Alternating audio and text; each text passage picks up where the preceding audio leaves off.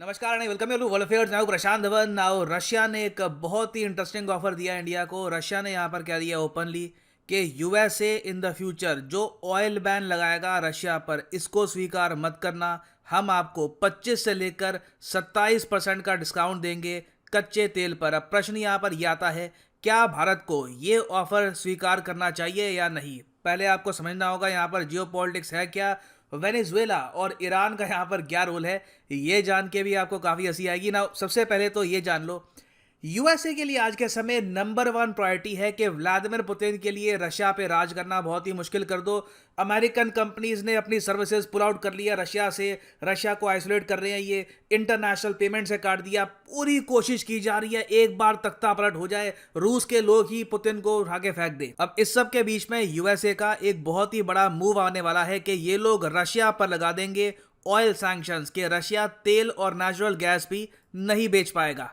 अब जैसे ही ये सैंक्शंस लगेंगे, ऑब्वियस ही बात है क्रूड ऑयल बहुत ज़्यादा ऊपर चला जाएगा, क्योंकि अभी आप अगर देखो क्रूड ऑयल $110 से लेकर $130 पर बैरल के आसपास झूल रहा है। इमेजिन करिए रशिया को आप अगर बाहर निकाल देते हैं इस इक्वेशन से, तो कोई बड़ी बात नहीं है, क्रूड ऑयल के दाम 150 या फिर 160 के आसपास भी चले जाएं। क्योंकि आपको समझना होगा यूएसए ने ऑलरेडी दुनिया के दो बड़े ऑयल एक्सपोर्टिंग कंट्रीज को ब्लॉक कर रखा है ग्लोबल ऑयल मार्केट से। यहाँ पे मैं बात कर रहा हूँ वेनेजुएला, यहाँ पे आप देख पा रहे ये है वेनेजुएला, और ईरान की। अब तीसरा देश रशिया भी अगर यहाँ पे आ गया, तब इंडिया जेन्युइनली पूछेगा USA, what are you trying to do. आप लोग मतलब करना क्या चाह रहे हो। इससे तो ना सिर्फ इंडिया, इवन चाइना, पाकिस्तान, बहुत सारे अफ्रीकी देश है, सबके लिए लाइफ बहुत ही मुश्किल हो जाएगी। हमारी करेंसी गिरनी स्टार्ट हो जाएगी, हमारा जो करंट अकाउंट डेफिसिट है बढ़ना स्टार्ट हो जाएगा। हमने अपने बजट में प्रावधान ही नहीं किया कि तेल के प्राइसेस इतने ज़्यादा हो जाएंगे। आज ही के दिन आप देख लीजिए क्रूड ऑयल के बढ़ते दामों को देखकर इंडियन रुपी भी थोड़ा बहुत गिर गया। यहाँ पे इंडियन रुपी की वैल्यू हो चुकी है 76 रुपीज 0.16 पैसे। कोई बड़ी बात नहीं है, इन द फ्यूचर अगर स्थिति ऐसे रहती है तो हम 77-78 के आसपास भी पहुंच जाए, क्योंकि हम लोग ऑयल जब परचेज करने जाएंगे तो सेलर होंगे नहीं। डिमांड सप्लाई का खेल होगा, डिमांड बहुत ज़्यादा होगी, सप्लाई बहुत ज़्यादा कम होगी, और घूम फिर के पैसा यहाँ पे कौन बनाएगा। सऊदी अरेबिया, यूएई, ये सब जो गल्फ कंट्रीज़ हैं, ये बहुत ही ज़्यादा बड़े स्केल पर पैसा बनाने वाली हैं। और एक बार को मैं कहूँगा तेल के दाम इतने ना बढ़ते अगर यूएसए भी ऑयल प्रोड्यूस कर रहा होता। आपको याद होगा कि डोनाल्ड ट्रंप की पॉलिसीज जो भी थी उनमें एक बहुत ही बड़ा, मैं कहूँगा मेजर चेंज यूएसए में वो ये लेके आए थे कि इन्होंने यूएसए को बना दिया था वर्ल्ड्स लार्जेस्ट ऑयल प्रोड्यूसर। तो आप सोच सकते हैं उस टाइम, ऑब्वियसली डोनाल्ड ट्रंप के टाइम में क्रूड ऑयल के दाम बहुत ज़्यादा कम हो गए थे, यूएसए भी बहुत सारा ऑयल एक्सपोर्ट कर रहा था। बाइडन आए, बाइडन ने कहा कि नहीं, क्रूड ऑयल हम प्रोड्यूस नहीं करेंगे, ये एनवायरनमेंट के लिए ठीक नहीं है। तो अब यूएसए भी उस लेवल पर ऑयल प्रोड्यूस नहीं कर रहा, ये भी हमारे सामने प्रॉब्लम है। तो देखिए अब यूएस कोशिश ये कर रहा है आज के समय कि रशिया पर बैन लगाने के लिए जो पहले दो कंट्रीज पर बैन लगा रखा था ना, उन पर बैन ये लिफ्ट करेंगे। जी हाँ, जो बाइडन का ऑफर यहाँ पर ये है इंडिया समेत बाकी वेरियस और कंट्रीज को कि रशिया से तेल परचेज करना बंद कर दो। उसके बदले में हम क्या करेंगे कि वेनेजुएला पर जो सैंक्शंस लगा रखे थे क्रूड ऑयल को लेकर, और ईरान पर जो सैंक्शंस लगे हुए हैं, ये हम रिमूव करने की कोशिश करेंगे। कोशिश कैसे करेंगे, वेनेजुएला से सैंक्शंस फिर भी आराम से हट जाएंगे, मगर ईरान के साथ न्यूक्लियर डील जल्दी से करनी होगी। एक बार को ईरान जो भी कह रहा है मानकर जल्दी से इन पर जो भी सैंक्शन लगाए हैं ये हटाने होंगे। उसके बाद फाइनली ईरान का जो कच्चा तेल है ये भी फ्रीली मार्केट में बहेगा। तो यूएस यहाँ पर ये मान के चल रहा है कि रशिया पर ऑयल सैंक्शंस लगाकर अगर ये ईरान और वेनेजुएला को मार्केट में वापस ले आते हैं तो कच्चा तेल वापस $70-80 पर बैरल के आसपास चला जाएगा, जो कुछ हद तक मैं कहूँगा बर्दाश्त होगा इंडिया, चाइना समेत बाकी देशों को। अब यहाँ पे आप मुझसे पूछेंगे, सर एक बात बताइए, वेनेजुएला और ईरान को अजीब नहीं लग रहा कि इतने लंबे समय तक इनको दंडित किया, अब जब इन सभी बड़ी सरदर्दी यूएसए के हाथ में लग गई है रशिया, तो अब यूएस कह रहा है कहने नहीं, वेनेजुएला से बात करो। इनके ऑफिशियल जा रहे हैं वेनेजुएला से बात करने के लिए, जी हमसे गलती हो गई, चलिए ऑयल यहाँ पे एक्सपोर्ट करिए। तो देखो बिल्कुल यहाँ के नागरिक आज के समय मैं देख रहा हूँ कि ऑनलाइन काफ़ी बार मॉक भी कर रहे हैं यूएसए को। ईरान में तो खैर नेट पे काफ़ी हद तक रिस्ट्रिक्शंस है, मगर जो ईरानियंस ईरान के बाहर रहते हैं वो काफ़ी बार इस टाइप की जो ये मीम्स हैं शेयर कर रहे हैं कि यहाँ पे वेनेजुएला कह रहा है so you have come crawling back to me, और US European Union begging Iran and Venezuela to sell oil. तो देखिए मीम्स तो इस पे बहुत सारी बन रही है क्योंकि यूएस ने काम ही ऐसा किया है। इमेजिन करिए कि डोनाल्ड ट्रंप प्रेसिडेंट होते, ना रशिया यूक्रेन पे अटैक करता क्योंकि उनकी ऐसी पॉलिसीज थी नहीं। ट्रंप ने तो उल्टा आप अगर देखो तो नेटो को कम इंपॉर्टेंस देनी स्टार्ट कर दी थी। उन्होंने कहा था कि मेन फोकस रखो चाइना पर।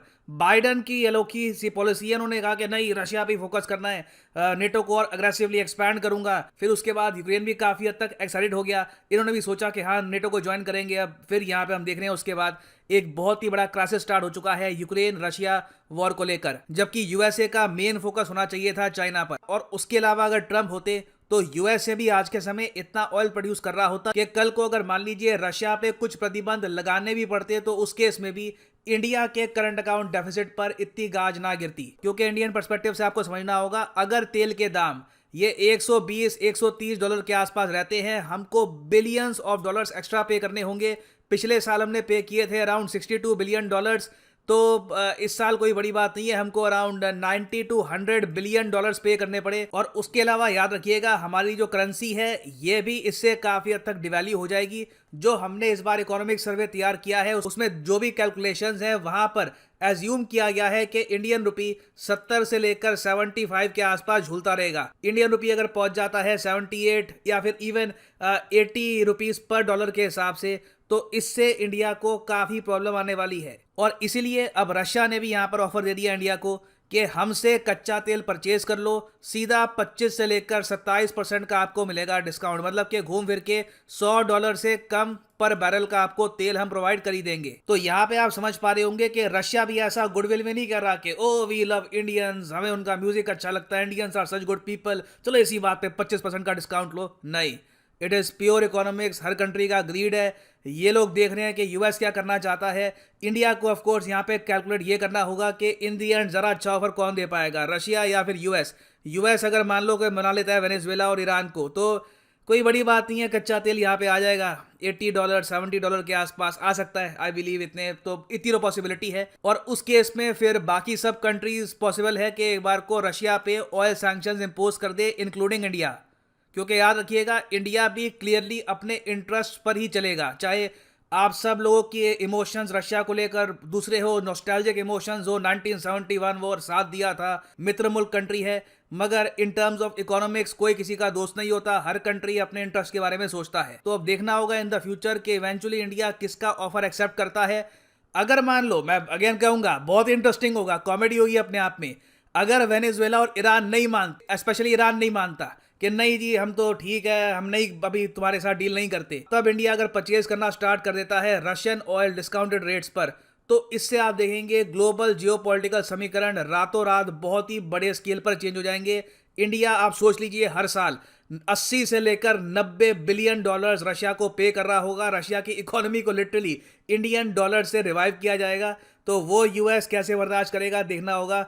Very very interesting times ahead. Finally यहाँ पर मैं ये भी ऐड कर दूं कि लाइफ में अगर आप एक बार एक प्रॉपर अटेम्प्ट देना चाहते हैं यूपीएससी एग्जाम के लिए, तो कमेंट सेक्शन में जाओ, पिन कमेंट में मिलेगा आपको ये लिंक, यूपीएससी वाले लिंक पे करो क्लिक और यहाँ पे आप परचेज कर पाएंगे ये यूनिक कॉम्बो पैकेज, जिसके अंदर आप प्रीलिम्स मेंस ऑप्शनल तीनों की ही तैयारी कर सकते हैं इन अ सिंगल परचेज। ये सारे कोर्सेज अनअकैडमी पे जाकर अलग अलग अपनी कार्ड पे डालोगे, फिर परचेज करोगे, यू विल हैव टू पे 10 to 15,000 रुपीज एक्स्ट्रा।